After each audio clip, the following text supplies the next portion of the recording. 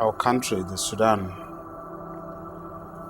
has been at war with itself from the beginning of its independence.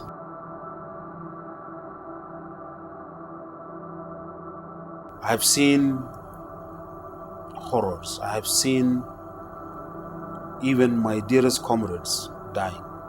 I have gone through many difficult days.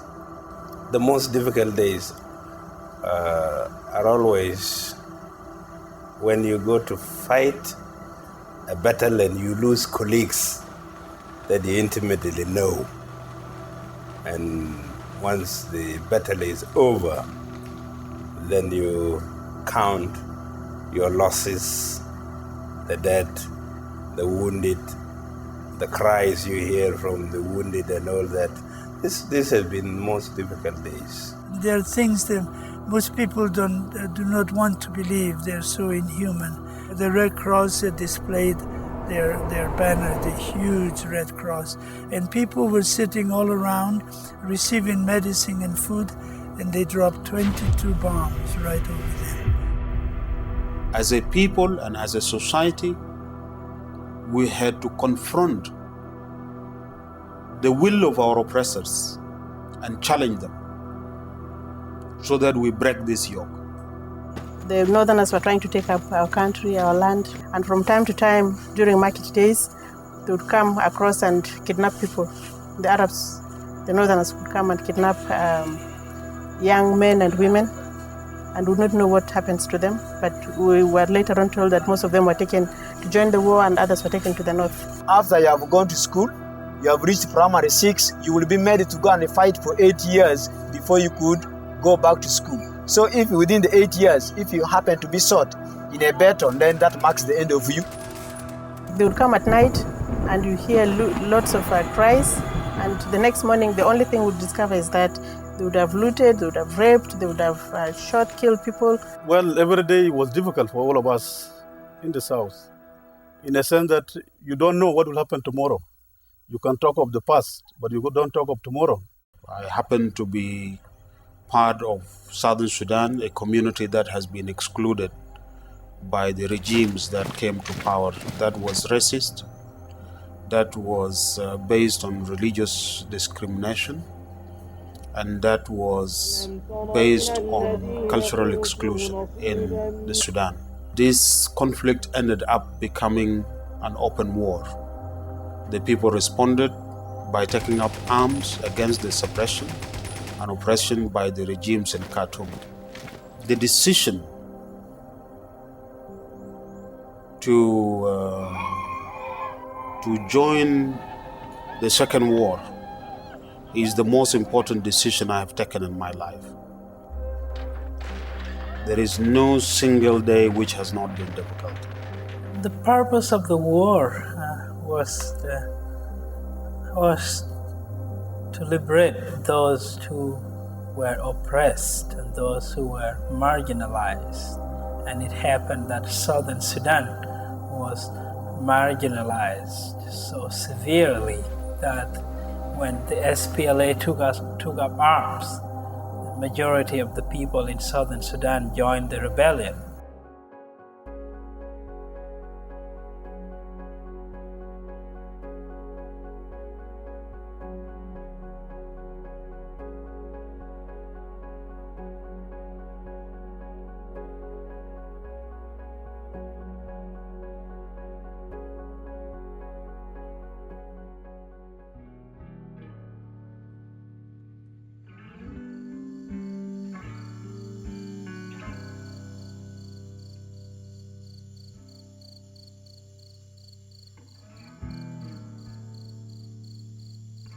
My name is called Victoria Tamal. I have 13 years old.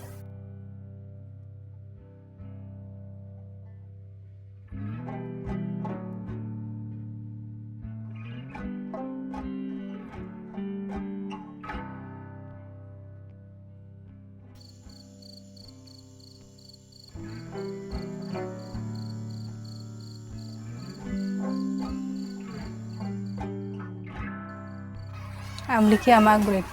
I'm 21 years old.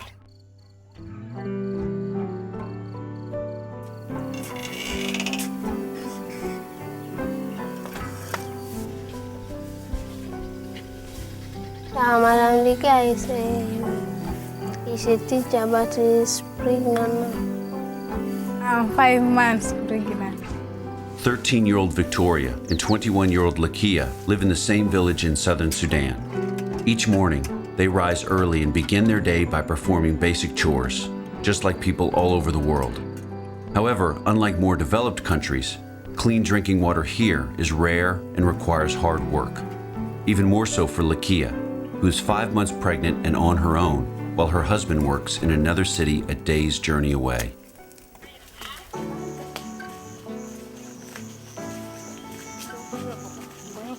From the morning, I wake up, begin sweeping the compound. After sweeping the compound, I go to fetch water.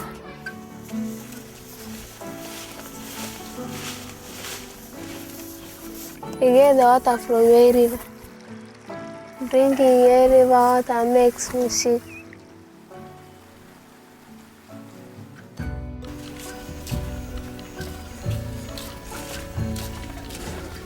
There's no clean water here in Sudan.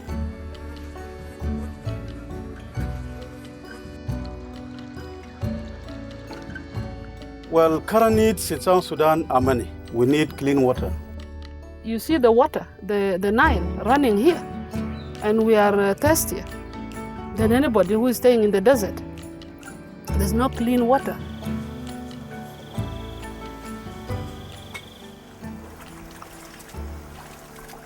During the Civil War, which lasted for over 20 years, southern Sudan's basic infrastructure was ignored and deteriorated badly. And now, after the fighting has ended, the government continues to struggle to provide even fundamental services for its 8 million people. Almost 90% of them have no access to sanitation facilities. I get tired because of overwork at home and including the school also, whereby there's no free time for us to rest. The distance that I walk to school is 1 mile.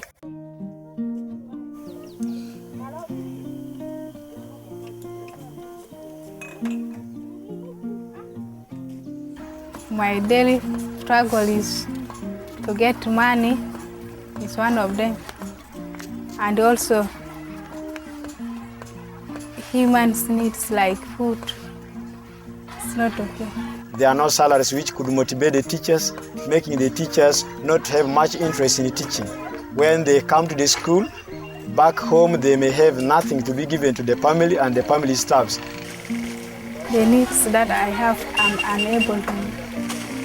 We are not getting good education. No good education. And we are also having hard works at home. When we go to the school now, we cannot get good education. Even at home, we cannot get time for studies. After 2 decades of war in southern Sudan, people are finally free to look to the future. Many believe their best hope lies in educating the children. Only 20% of school-aged children attend classes in southern Sudan, the worst rate in the world. Very few children who begin attending primary school actually finish.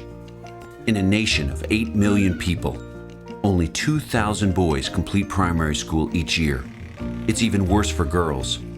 Only 500 girls finish. The war affects the people in southern Sudan because there's no education for them. People were scattered, others are in the bush. There are no materials for teaching. There are no teachers to teach. Children are left in the bush. The schools in southern Sudan, they need good teachers who are well trained and have attended good academic levels.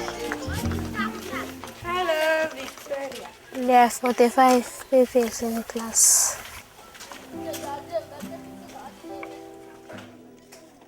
Southern Sudan has many dedicated teachers, like Lakia, who serve with little or no pay. But over 90% of the teachers have had less than a year of teacher training.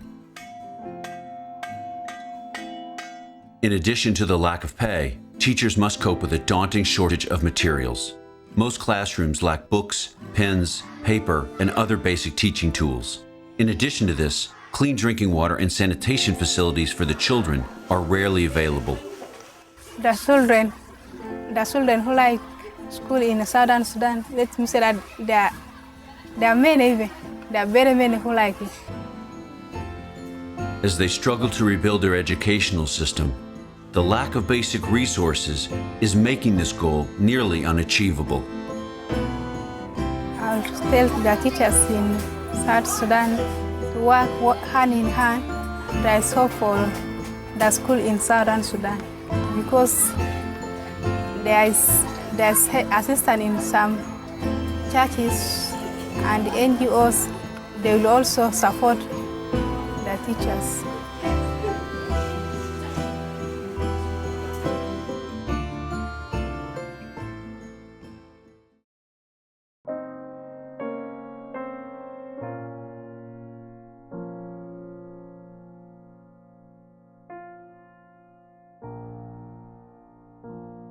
I'm Baba Joel.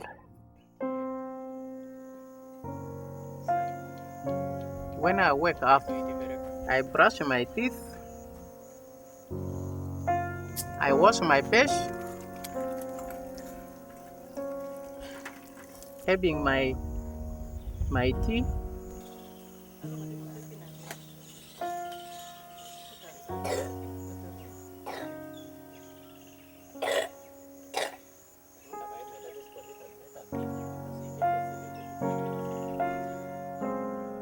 Three of us were HIV/AIDS positive. I've been HIV positive for 4 years through unprotected sex.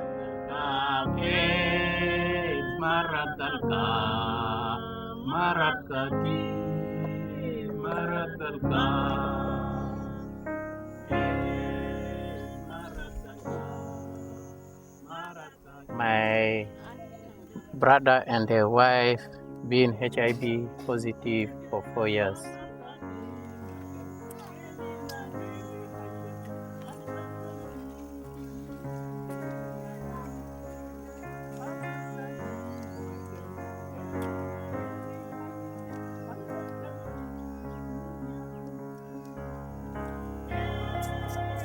After tea, I went to the stream to fetch water.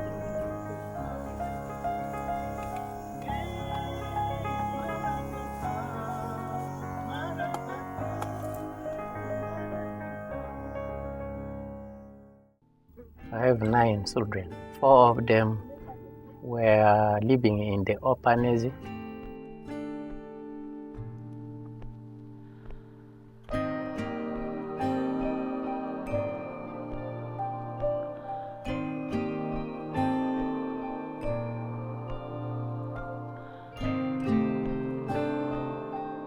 I went to the place where we sell our produce and the fish.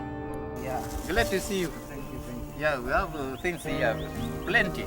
Yeah. We have fish, we have okra. What do you prefer? This money can help us in going to Arua for our medicine because we are getting our drugs from Arua. We need these medicines for life. Many people that we have plenty. At this time, we don't have any medication. When I found that I was HIV/AIDS, there was a lot of infections. At times I was having flu, I was having rashes, itching,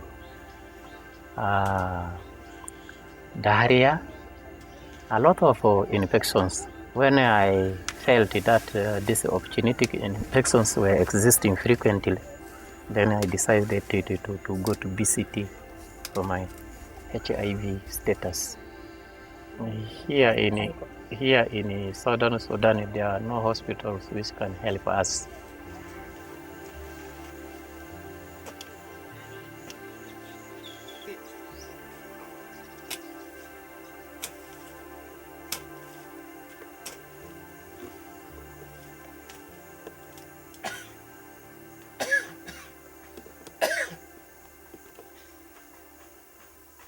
In Southern Sudan, we are really lacking a lot of things.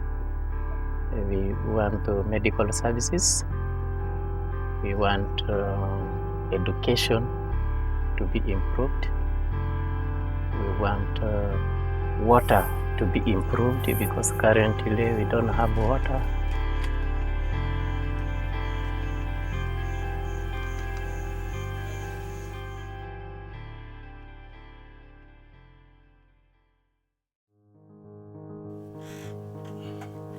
Ana ismi Enoka Lukeji Daniel.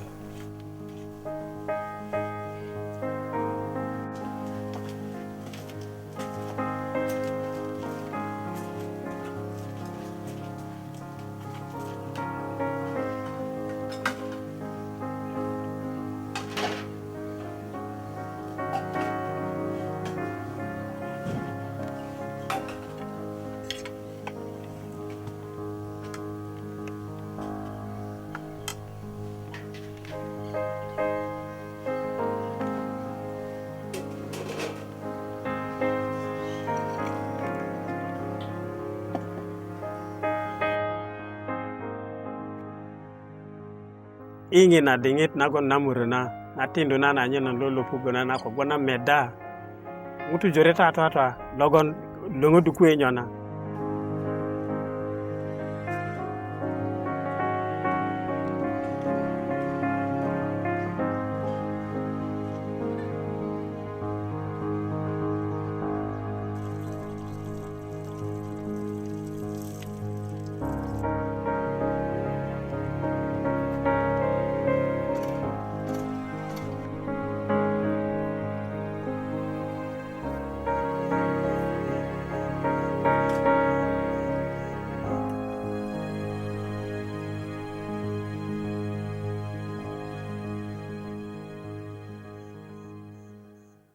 mutu logon inu dingit lu kata imuro yo akona kinaga tap airie ikenda na Bible dingit nagon ko ngutu ku kamure glo pondi ni ku da amure ni kin tap airie dingit nagon adu ku de takulu ka kwado ta ko kona ki anaron inu dingit lu kata ko ku yengesi na gosokine na pengata atendo mutu kilo lenku ku jeno yan amodi bukan kune lenga toliki ko kay ko gon kuliati moro inu dingit book bayan na Bible ge bayan gosonyena wana gona na gona nyina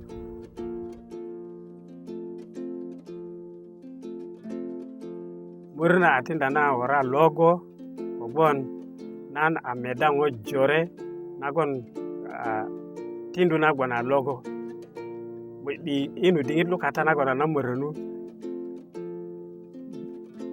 talaga kilo wore lakin na wore ki gbagba ngotolo la ina tindu salama ponda yima ko suya weko yoka nyana ko len nande kadi ko ko padungun anyen le penglo tindu yukan na dute ko kore ko ke yigbi abori ai molo ko rumbi bobo sena juli kang la Sudan ikuliate ngoto ti ko ke kulu le pengat ko dio me metunda jurli kang la Sudan na lokina.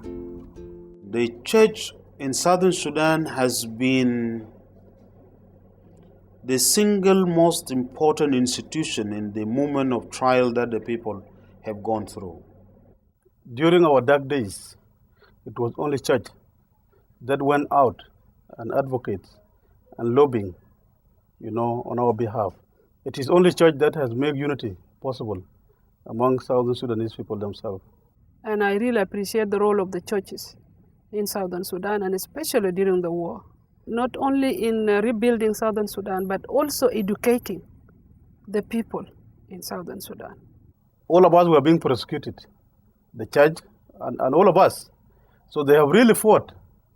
I know they have not been fighting against Islam, but they have been fighting against injustice. The church is a very important instrument in the society here, even combating issues such as HIV, AIDS. The church is a good medium for carrying such messages to the population. The church is going to play an increasing role in achieving development, education, health, water, and so on.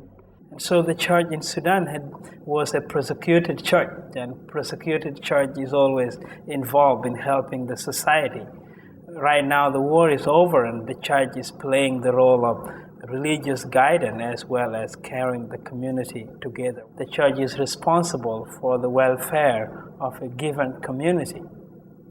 And so the church in Sudan had been involved in preparing young people for the better future. It's the role of the church to maintain stability, and the church cannot maintain that stability without educating the community. In the name of God the Father, the Son, and the Holy Spirit.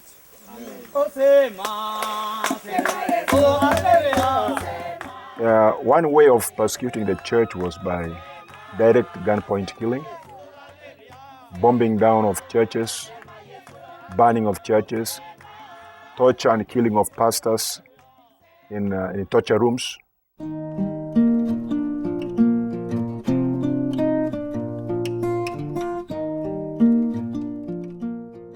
We in Southern Sudan, we are not even a third world country.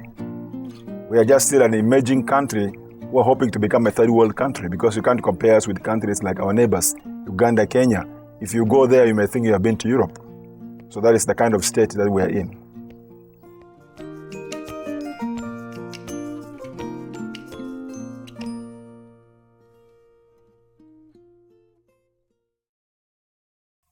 New Sudan, in the real sense of the word, is actually a united Sudan in a new form.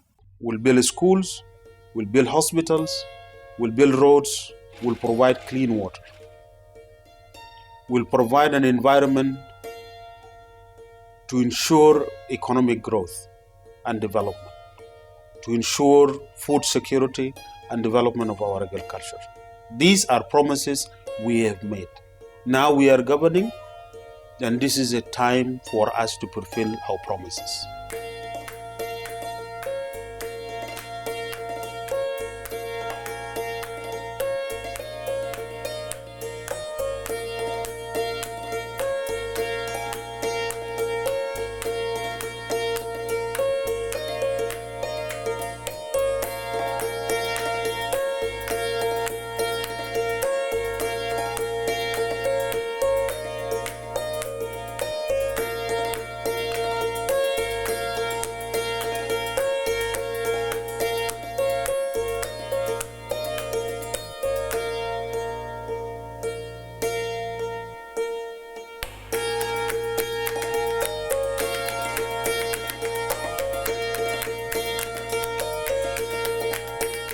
The peace agreement wasn't the end, it only marked a new beginning. As the people of Southern Sudan struggle to put the decades-long civil war behind them, one thing is clear: they cannot do it alone. Teachers, engineers, entrepreneurs, even whole governments will be necessary to help them claim the peace they fought so hard to win. The region lacks even the most basic infrastructure, such as roads, clean water, schools, and hospitals. With so much to be done, the question is, who will help us? Well, my message is that our brothers and sisters in the West should be near us. They should come in to help us, specifically our churches in the West. We need this help to sustain the peace which we have achieved after long struggle. We need their assistance to help us establish good democracy. My message to teachers in the West is, I am appealing to them if they could look forward to the situation of Southern Sudan, in the sense that if they could offer for the Southern Sudanese a chance of going for higher academic level. As a people, we are a very forgiving people. We do not hate. Actually, up to today, we hate to hate anybody, despite the so many wrong things that have been done to us. We do not hate the North. We have already forgiven them. And we forgive them for all what they have done. And the only best way we'll be forgiving them more is as we become free and equal, we will be more able to extend our hand of peace to them. Where do we go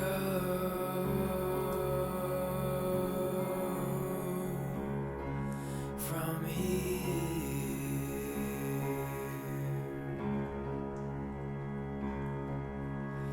Where do we go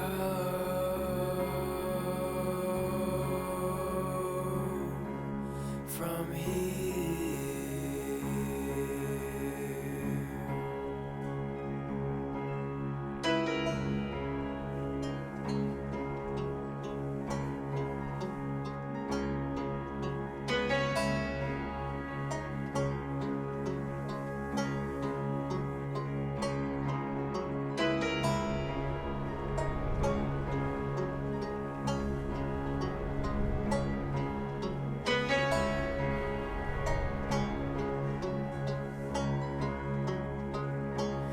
Is it war?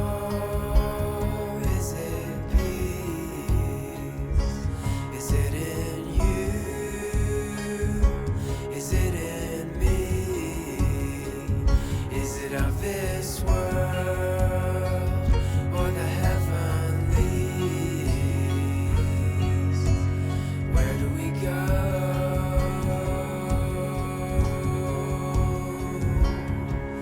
from here?